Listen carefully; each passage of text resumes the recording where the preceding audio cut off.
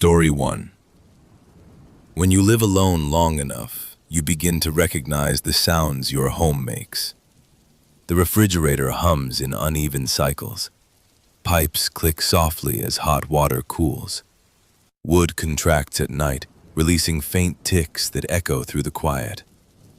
These sounds become familiar, predictable, comforting even, because they mean nothing unexpected is happening. I had lived in the house on Green Hollow Road for just over 3 months when I first heard a sound that did not belong. It came from the spare room. The house itself wasn't large, but it sat far enough from the road to feel separate from the world.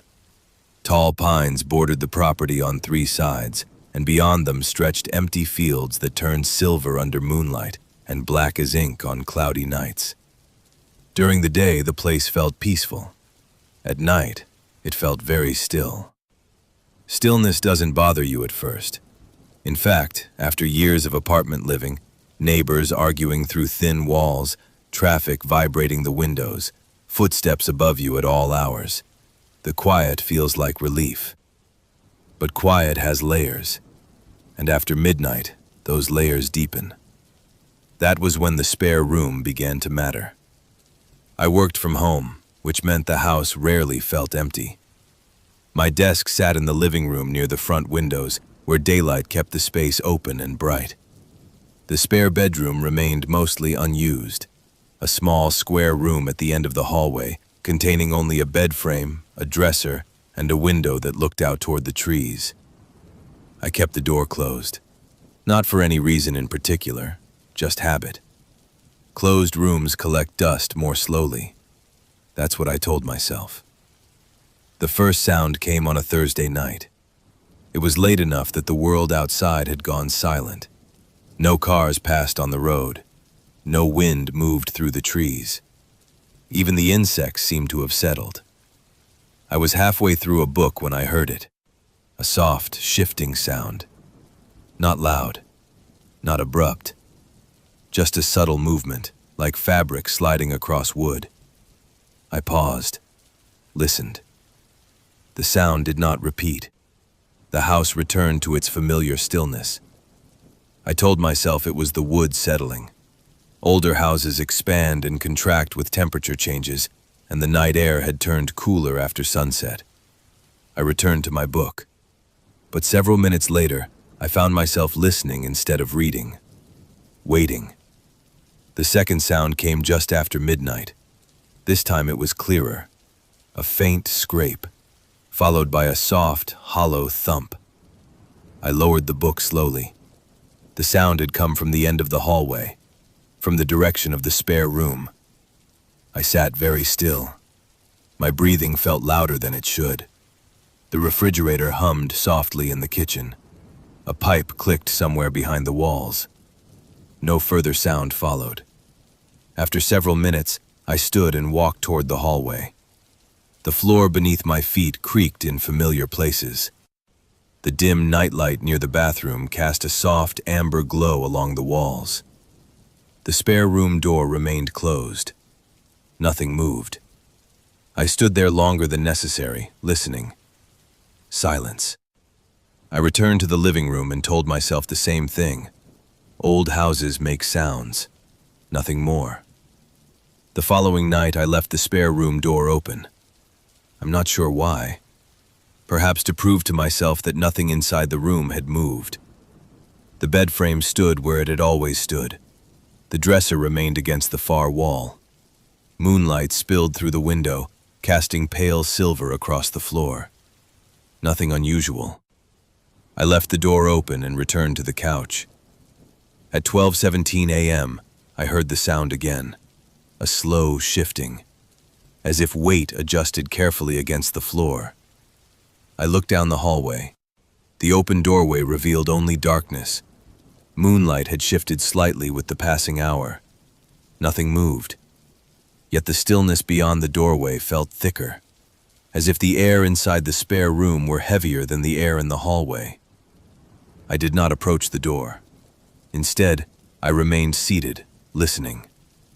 The sound did not repeat, but the silence that followed felt occupied. The next morning, I told myself fatigue had amplified ordinary noises. Night alters perception. Without daylight cues, the brain fills gaps with expectation. That explanation satisfied me. Until the third night.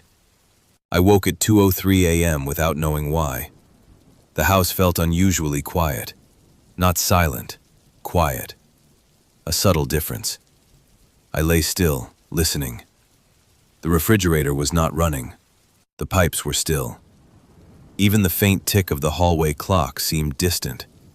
Then, from the end of the hallway, I heard something unmistakable. 3 slow taps. Pause. 2 taps. Pause. 1 tap. I sat up. The pattern did not repeat. The darkness beyond my bedroom door felt deep and unmoving. I waited for the familiar house sounds to resume. They did not. The quiet held. I turned on the bedside lamp. Warm light filled the room. The ordinary world returned in small ways. The hum of electricity, the faint creak of settling wood. But the silence in the hallway remained. After several minutes, the refrigerator restarted in the kitchen. The clock tick regained its rhythm. The house resumed breathing. I did not leave the bedroom until morning. That day, I closed the spare room door again. I told myself I preferred it that way. Closed doors keep unused spaces contained, predictable, quiet. But that night, as I turned off the living room lights and prepared for bed, I found myself pausing at the hallway entrance, listening. The closed door stood at the end of the hall, unmoving, ordinary. Yet I felt an odd certainty that if I stood there long enough, I might hear movement on the other side. I went to bed without testing the thought. At 1:36 a.m. the sound returned. Not tapping, not scraping.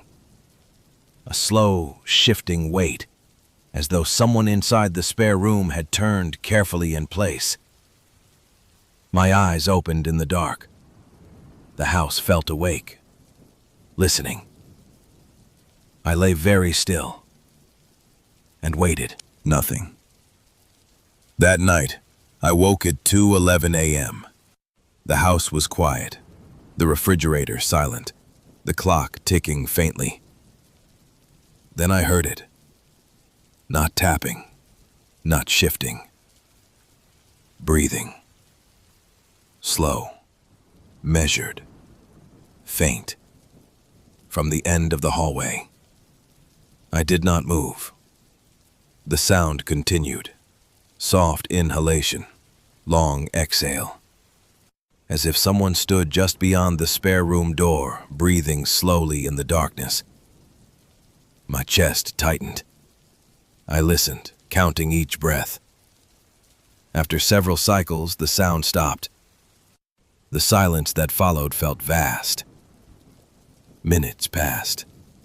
The refrigerator restarted. The house resumed its familiar sounds. I remained in bed until morning. I have lived in the house for 8 months now. During the day, it feels peaceful. At night, it feels still. The spare room door remains closed. I no longer open it. Sometimes, when the house grows quiet after midnight, I hear faint shifting sounds at the end of the hallway. Sometimes I hear nothing at all. But on certain nights, when the air feels especially heavy and the silence settles deeper than usual, I wake to the faint sound of breathing. Slow, measured, patient, waiting. And I lie very still in the dark, listening. Because I have learned something about empty rooms. If you leave them closed long enough, something inside may begin to feel less like absence and more like someone waiting for the door to open again. I lay in the darkness, listening. The house felt awake. Not alive in any human sense, but attentive, as if the walls and floorboards had drawn inward to listen with me.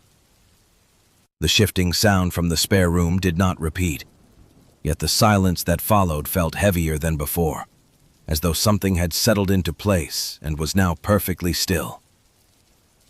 I stared at the faint outline of my bedroom door, waited for the refrigerator to hum, waited for the familiar clicks of cooling pipes. Nothing. The quiet held.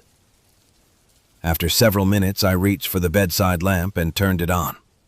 Warm light filled the room. The sudden brightness felt grounding, normal.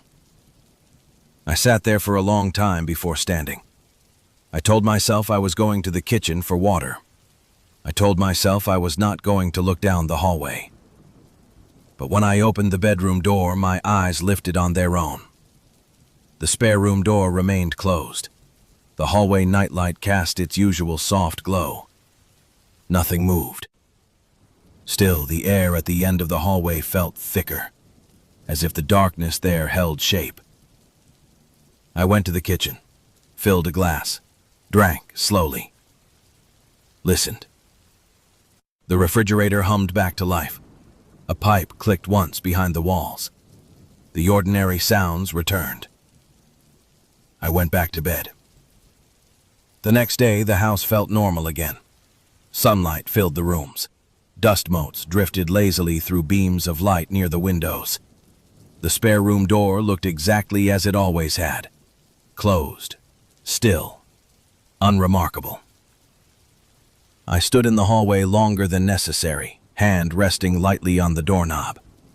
I told myself I would open it. I did not. Instead, I walked away. That evening, I kept the television on longer than usual. Background noise makes a house feel occupied. Voices fill empty spaces. They remind you that silence is not the natural state of a home. Around midnight, I turned the television off and listened to the quiet that followed. It settled gradually, layer by layer. The refrigerator stopped. The clock ticked softly in the hallway. Wind brushed faintly against the trees outside. I sat very still, waiting. At 12:42 a.m., the sound came again. A soft shift. Then the faintest creak, like weight transferring slowly across old wood. I did not move. My breathing felt too loud.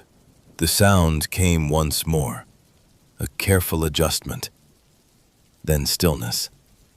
I stood slowly, walked to the hallway, stopped several steps short of the spare room door. The air felt cooler there, the silence denser. I could hear my heartbeat in my ears. I raised my hand toward the doorknob, paused, listened. Nothing. I turned the knob. The door opened without resistance. The spare room was dark. Moonlight filtered through the window, casting pale silver across the floor. The bed frame stood against the wall. The dresser remained in place. Nothing appeared disturbed. I stepped inside. The air smelled faintly stale, as unused rooms often do. Dust lay undisturbed along the windowsill. I walked to the center of the room. Listened. Silence. I turned slowly, taking in the corners. Nothing moved. Nothing shifted. Yet I felt an unmistakable sensation. The room was aware of my presence. Not watching, not observing. Aware. As if the space itself had been holding something in reserve and was now adjusting to my being there. I waited several minutes. Nothing happened. Eventually, I stepped back into the hallway and closed the door. That night, I slept. Not deeply, but without waking. Morning arrived with ordinary light and familiar sounds. I told myself the experience had been nothing more than heightened awareness, the natural unease that comes from living alone in a quiet place. For several nights afterward, nothing happened. The house settled into its familiar rhythm. The spare room remained silent, closed, unremarkable. and slowly, my attention drifted elsewhere. It was nearly 2 weeks later when I noticed the door. I had left it closed that morning, I was certain of that. Yet when I walked down the hallway that evening, it stood open. Only a few inches, enough to reveal darkness beyond the frame. I stopped several feet away. The house was quiet. The air felt still. I told myself I must have forgotten to close it. Memory is imperfect. Routine dulls attention. These things happen. I stepped forward and pushed the door closed. It latched softly. I stood there a moment longer, listening. Story 2. I don't have an upstairs. That was one of the reasons I chose the house. It was a single-story structure built sometime in the late 1970s. Low roofline, wide layout, and thick carpeting that softened every step. After years in apartments, I wanted quiet. No footsteps overhead. No late-night movement from neighbors I never met. The house delivered exactly that. For the first 2 months, the quiet felt perfect. Predictable. Complete. Until the night I heard someone walking above my ceiling. The house sits at the end of a narrow cul-de-sac, bordered by a small stand of maple trees and a shallow drainage ditch that fills with rainwater in spring. During the day, the neighborhood feels ordinary. Mail trucks passing, distant lawn mowers humming, children riding bicycles in slow circles near the curb. At night, the street goes still. Porch lights click off one by one. Windows darken. Sound carries farther. Inside the house, the quiet becomes something you can feel. The first time I heard the sound, I assumed it came from outside. It was just after midnight. I had fallen asleep on the couch while watching television and woke to the soft glow of the screen shifting through late-night advertisements. I muted the volume and sat up slowly. That's when I heard it. A soft step, followed by another. Slow. Measured. Directly above me. I frowned and looked up instinctively, though there was nothing above the ceiling but insulation and roof beams. Another step sounded. Heel to toe. A careful shift of weight. Then stillness. I listened for several seconds, trying to place the source. Perhaps someone walking along the sidewalk outside. Sound can travel strangely at night, but the direction felt wrong. Too centered. Too close. The steps did not repeat. Eventually, I turned off the television and went to bed, telling myself the noise had come from outside. Houses settle. Sounds carry. Nothing more. The second night, the sound returned. This time I was awake when it began. I lay in bed reading, the lamp casting a warm pool of light across the blankets, when I heard a slow, shifting sound above the bedroom ceiling. A single step. Pause. Another step. My eyes lifted toward the ceiling. The drywall surface remained smooth and unchanged. The sound moved across the room. Stopped. Then resumed, traveling toward the hallway. My heart rate quickened. I set the book aside and listened carefully. The movement continued beyond the bedroom, into the living room area. Then stopped. Silence settled. I waited. After several minutes, the refrigerator hummed to life in the kitchen, restoring the ordinary background noise of the house. I lay awake for a long time after that, listening for the sound to return. It did not. The next morning, I checked the attic access panel in the hallway. It was sealed. A thin line of dust lay undisturbed along the frame. No sign of movement. No sign of intrusion. The thought of animals crossed my mind. Raccoons or squirrels sometimes find their way into attics. But the steps had sounded too deliberate, too slow, too measured. Still, I told myself animals can sound heavier than expected. That explanation stayed with me for most of the day. That night I left the bedroom door open. The hallway light cast a faint glow across the carpet, and the house felt less enclosed. I turned off the lamp and lay in darkness, listening to the quiet settle. The refrigerator stopped. The pipes clicked once behind the walls. Wind brushed softly against the trees outside. At 1:14 a.m., the footsteps began again, directly above the living room. Slow, even, deliberate. I sat up slowly in bed. The sound crossed the ceiling, paused, then resumed, moving toward the hallway. Each step sounded careful, as though whoever walked above me wished to avoid making noise. The steps reached the center of the house, stopped, and remained there. A long stillness followed. I held my breath without realizing it. The air in the hallway felt heavy. The darkness beyond the bedroom door seemed deeper. After several seconds, the steps resumed. I stood and walked quietly into the hallway.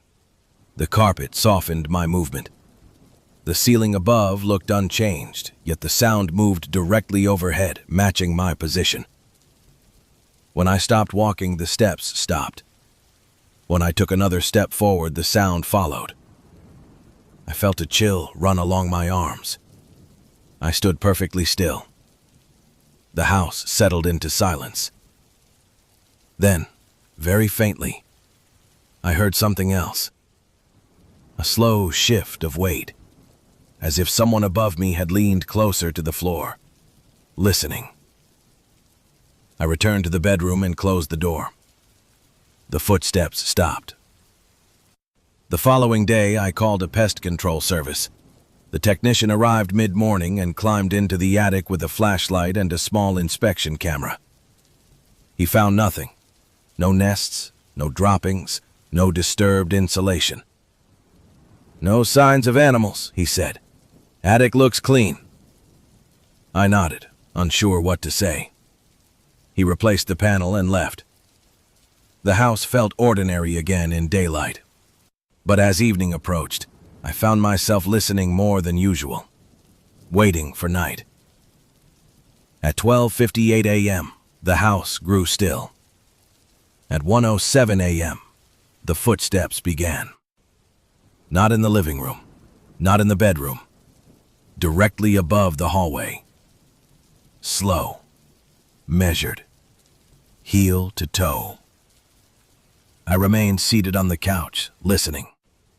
The steps moved toward the living room, stopped, then returned to the hallway, stopped again. The pattern repeated twice.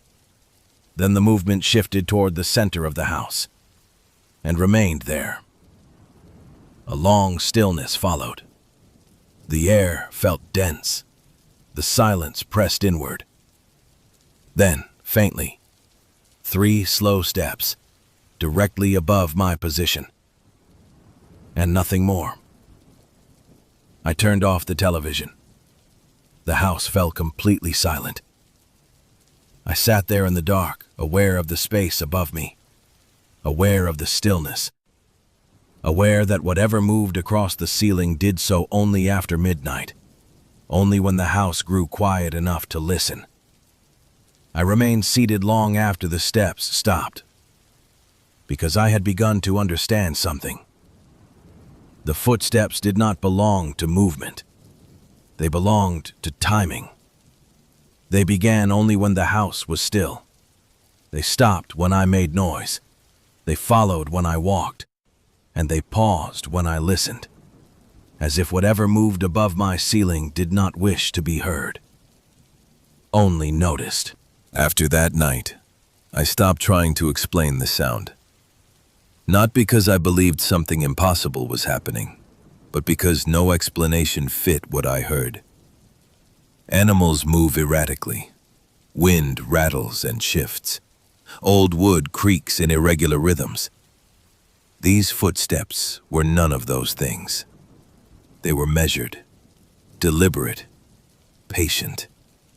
And they only began when the house was quiet enough to hear them. For several nights, I tried leaving the television on. Soft voices filled the rooms. The low murmur of sound created a barrier against silence. On those nights, I heard nothing. No steps, no shifting, no movement above the ceiling. I told myself that proved the sound had been small and ordinary, something only audible when the house was perfectly still. That explanation lasted until the night I forgot to turn the television on. It was just past 1 a.m. when the refrigerator shut off and the house fell into that deep, layered quiet that exists only after midnight. I lay in bed, staring at the faint outline of the ceiling, waiting. At 1:11 a.m., the first step sounded, directly above the hallway. Slow, measured. A second step followed, then another. The sound moved toward the living room, paused, resumed.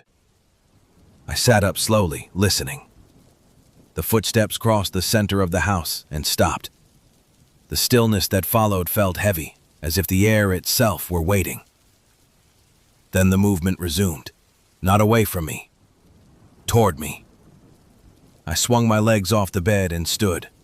The bedroom carpet softened my movement, but the moment I stepped into the hallway, the sound above me stopped.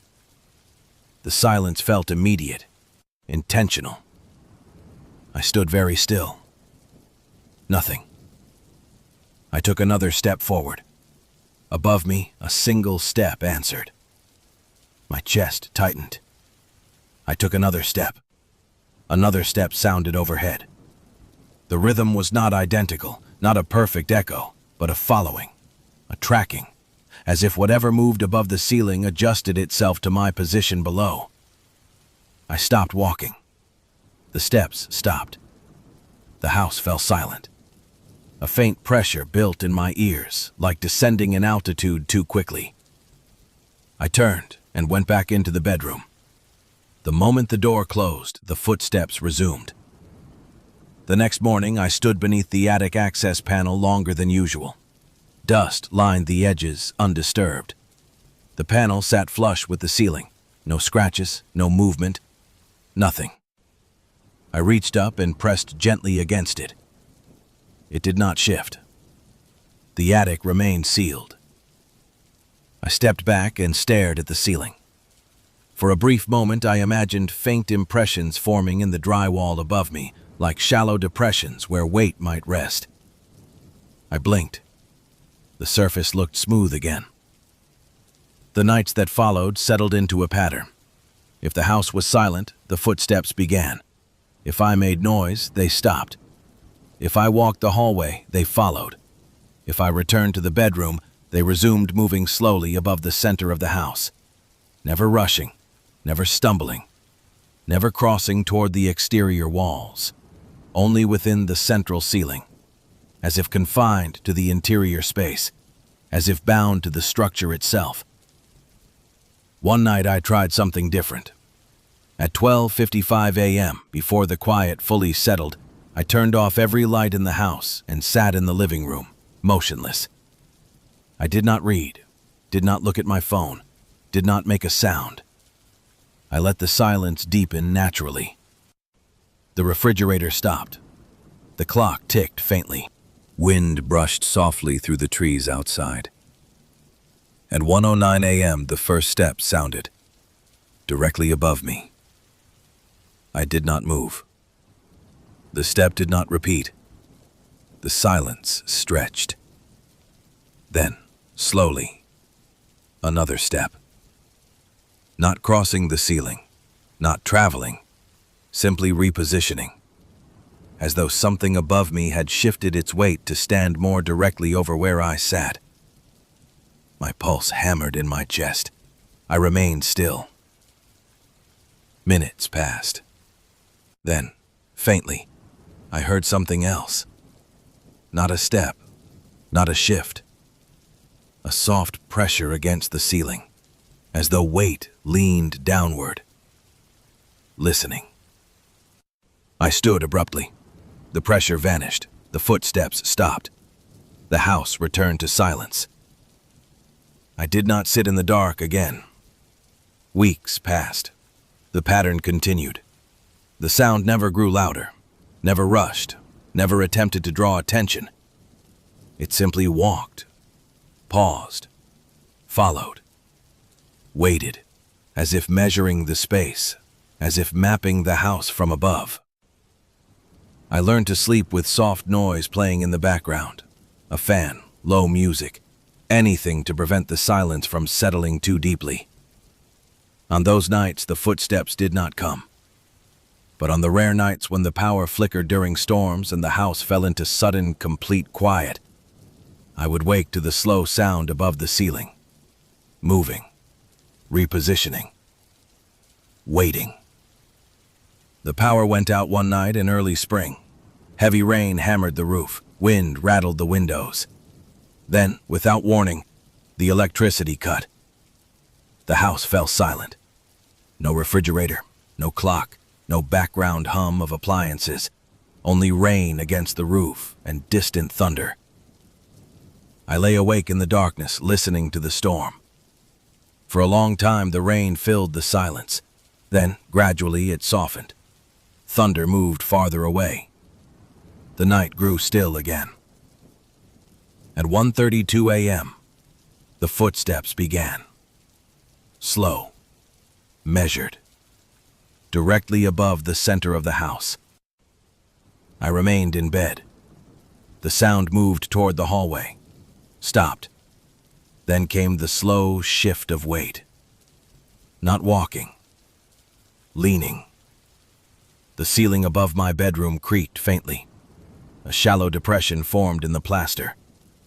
I stared upward, breath held.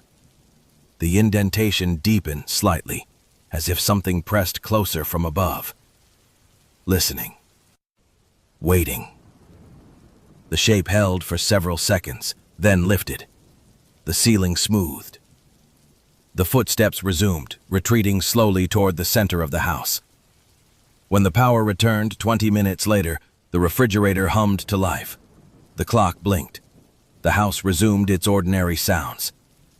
The footsteps stopped. I still live here. During the day, the house feels normal, quiet, predictable. But I have learned something about silence. Silence is not empty. It creates space. And sometimes, in that space, something begins to move. I sleep with a fan running every night now, not for comfort, not for air, for noise. Because when the house grows completely still after midnight, the footsteps return. Slow, measured, patient, moving across a ceiling that has no upstairs. And sometimes, when the night is very quiet, they stop directly above my bed and remain there, as if listening to be certain I am still below.